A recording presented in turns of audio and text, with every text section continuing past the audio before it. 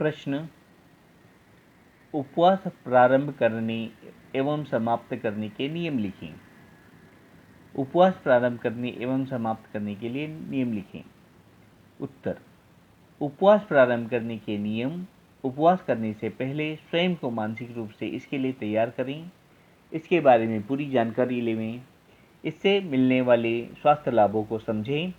4 दिन का पूर्ण उपवास करने के लिए उपवास शुरू करने के पहले दिन भोजन की मात्रा आधी कर दें।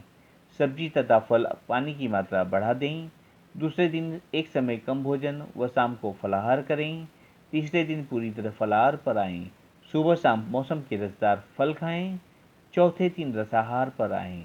इसमें 4-4 घंटे के अंतर पर फलों के रस का सेवन करें। इसके बाद पूर्ण उपवास पर आएं। प्रारंभ करने से पहले इससे उबाड़ के रूप में बाहर निकलने वाले रोगों के बारे में जानकारी ले लेनी चाहिए। उपवास काल में भरपूर पानी पीते रहना चाहिए, जिससे कोई उपद्रव होने पर घबराहट न हो। लंबे उपवास करते समय प्राकृतिक चिकित्सक या उपवास विशेषज्ञ की सलाह लेते रहना चाहिए। उपवास समाप्त करने के नियम। उपवास समाप्त करने के नियम। उपवास करने से अधिक महत्वपूर्ण उपवास का तोड़ना है। उपवास तोड़ते समय सावधानी रखनी चाहिए।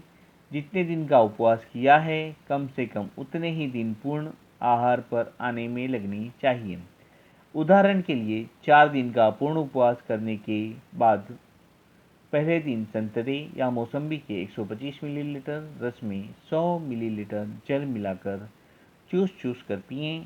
इसे 2-2 घंटे के अंतर पर लेते रहें। दूसरे दिन सब्जियों के सूप पर आएं। सायंकाल में फल व सूप ले लें। तीसरे दिन फल व सब्जी पर रहें। चौथे दिन एक समय फलाहार व सब्जी लें व शाम को एक रोटी सब्जी सूप लें। इसके बाद पूर्ण आहार लिया जा सकता है। प्रश्न, उपवास के कारण मृत्यु नहीं, निरोगिता एवं दीर्घ आयु प्राप्त होती है। उत्तर, उपवास जीवन रक्षक है। उपवास करते समय शरीर की ऊर्जा शरीर में स्थित विजातीय द्रव्य को बाहर निकालने में लग जाती है। उपवास स्वेच्छा से भोजन को छोड़कर किया जाता है। उपवास करने वाले लोगों के अनुभव से यह बात सामने आई है कि उपवास के दिनों में शरीर की रग में नई ऊर्जा का संचार होने लगता है और आंखों में चमक आ जाती है। जीभ धीरे धीरे गुलाबी होना शुरू हो जाती है। पाचन तंत्र सशक्त हो जाता है। शरीर में हल्का महसूस होने लगता है। उपवास के दौरान फेफड़ों की कार्य क्षमता में भी वृद्धि होती है, जिससे प्राण ऊर्जा का आयाम बढ़ जाता है। शिकागो विश्वविद्यालय के प्रोफेसर CM चाइल्ड ने प्राणियों में वृद्धावस्था विषय पर 15 वर्ष से भी अधिक समय का अनुसंधान करके निष्कर्ष निकाला कि दीर्घजीवी होने के साथ बुढ़ापे में जवानी लाने के लिए उपवास लाभप्रद है। प्रश्न, महात्मा गांधी के मतानुसार उपवास का क्या उद्देश्य है। महात्मा गांधी के मतानुसार उपवास का क्या उद्देश्य है। उत्तर, गांधी जी के मतानुसार उपवास करते समय मन प्रार्थना की तरफ तेजी से भागता है, यानी उपवास एक आध्यात्मिक चीज है और उसका रुख ईश्वर की तरफ होता है। महात्मा गांधी ने उपवास को आरोग्य सम्राट की उपाधि दी है। उपवास द्वारा शरीर को आकाश तत्व की प्राप्ति होती है। इस तत्व का जितना अधिक से अधिक उपयोग होगा, शरीर उतना ही स्वस्थ रहेगा। प्रश्न, दीर्घ उपवास करते समय क्या क्या सावधानी रखनी चाहिए। दीर्घ उपवास करते समय क्या क्या सावधानी रखनी चाहिए। उत्तर, पहला, दीर्घ उपवास करते समय रोगी को शारीरिक एवं मानसिक रूप से पूर्ण विश्राम करना चाहिए। दूसरा, प्रतिदिन उपवास काल में भरपूर पानी पीना चाहिए। तीसरा, उपवास काल में ठंड सहन करने की शक्ति कम हो जाती है, इससे बचाव के लिए पैरों को गर्म रखना चाहिए। चौथा, उपवास काल में कम समय में स्नान कर लेना बहुत आवश्यक है। देर तक स्नान करने से शक्ति क्षीण हो जाती है। पांचवा, मौन रहकर ऊर्जा का संचय करना चाहिए। छठा, उपवास काल में हल्के उपचार से जैसे कटी स्नान, पेट का सेक कभी कभी लेते रहना चाहिए।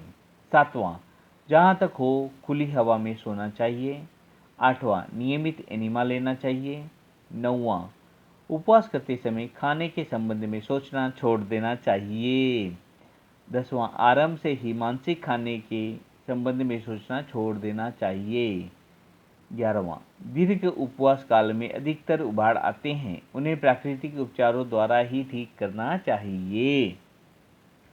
प्रश्न, उपवास एक निःशुल्क चिकित्सक है। उपवास एक निःशुल्क चिकित्सक है।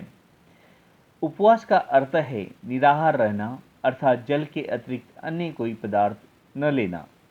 उपवास के समय शरीर की निष्कासन क्रिया तेज हो जाती है, जिससे शरीर में स्थित समस्त विजातीय द्रव्य विभिन्न अंगों के माध्यम से शरीर से बाहर निकलना शुरू कर देते हैं, जिससे शरीर की सफाई हो जाती है। इसमें किसी अन्य औषधि की भी आवश्यकता नहीं होती है। उपवास के विषय में पूरी जानकारी एवं सावधानियों को भली भांति समझकर किसी भी रोग की चिकित्सा निःशुल्क की जाती है। इस प्रकार उपवास निःशुल्क चिकित्सा है, जो पूरी दृढ़ता के साथ रोग को समाप्त करने में सक्षम है। प्रश्न, तारक उभाड़ एवं मारक उभाड़। तारक उभाड़ एवं मारक उभाड़। उत्तर, तारक उभाड़ उपवास काल में बुखार आना, दर्द बढ़ना, सिर दर्द होना, मल का बाहर निकलना, जुखाम का बढ़ जाना आदि तारक उभाड़ हैं, जिससे शरीर के विजातीय द्रव्य बाहर निकल जाते हैं और शरीर स्वस्थ रहता है। तारक उभाड़ का आना उपवास काल में बहुत ही आवश्यक है। मारक उभाड़, उपवास काल में ऐसे उभाड़ जैसे अल्सर का फटना, निम्न रक्तचाप होकर शरीर का ठंडा हो जाना, हृदय गति बढ़ जाना या हृदयाघात तक की स्थिति पैदा हो जाना मारक उबाड़ कहलाते हैं। ये मनुष्य के लिए कभी कभी अत्यंत घातक होते हैं। क्या सभी रोगों में उपवास किया जा सकता है? यदि नहीं तो क्यों? उन 5 रोगों का नाम लिखो जिनमें उपवास नहीं करना चाहिए। क्या सभी रोगों में उपवास किया जा सकता है? यदि नहीं तो क्यों? उन 5 रोगों का नाम लिखो जिनमें उपवास नहीं करना चाहिए। उत्तर, सभी रोगों में उपवास नहीं कराया जा सकता, क्योंकि बीमारियों में शरीर का धीरे धीरे क्षरण होना प्रारंभ हो जाता है। कुछ ऐसी भी बीमारियां हैं जिनसे भूखे पेट रहने पर नए नए उपद्रव शुरू हो जाते हैं और स्थिति कष्टदायक बन जाती है। उदाहरण के लिए, मधुमेह रोग से पीड़ित व्यक्ति को उपवास कराने पर शरीर की रक्त शर्करा का स्तर सामान्य से नीचे पहुंच जाएगा। ऐसी स्थिति में रोगी को चक्कर, आंखों के आगे अंधेरा व मूर्छा आने जैसी स्थिति आ जाएगी। एनीमिया से पीड़ित रोगी जिसका हीमोग्लोबिन 7-8 तक आ पहुंचा है, ऐसी स्थिति में उपवास कराने से रोगी कमजोरी का अनुभव कर सकता है। पहला है मधुमेह, दूसरा है अल्सर, तीसरा है एनीमिया, चौथा है टीबी, पांचवा है कुपोषण। इन रोगों में उपवास नहीं करना चाहिए। प्रश्न, उपवास चिकित्सा आकाश तत्व का सेवन है, कैसे? आकाश तत्व और किस प्रकार प्राप्त किया जा सकता है? उत्तर, आकाश तत्व पंच तत्वों में सर्वोपयोगी तत्व है। आकाश का अर्थ है खाली जगह। 2 छिद्रों के बीच जहाँ जगह है वही आकाश है। उपवास चिकित्सा लेते समय शरीर में पोषण की क्रिया रुक जाती है और निष्कासन की क्रिया तेज हो जाती है, जिससे शरीर में खाली जगह होती है। इस प्रकार उपवास द्वारा आकाश तत्व का सेवन किया जा सकता है। विश्राम द्वारा भी आकाश तत्व को प्राप्त किया जा सकता है। विश्राम द्वारा शरीर की प्रत्येक अंग की कार्य क्षमता बढ़ती है तथा जीवनी शक्ति में भी वृद्धि होती है। शरीर की थकावट दूर होने के बाद मनुष्य शरीर में शून्य की अनुभूति करता है, अर्थात आकाश तत्व का सेवन करता है।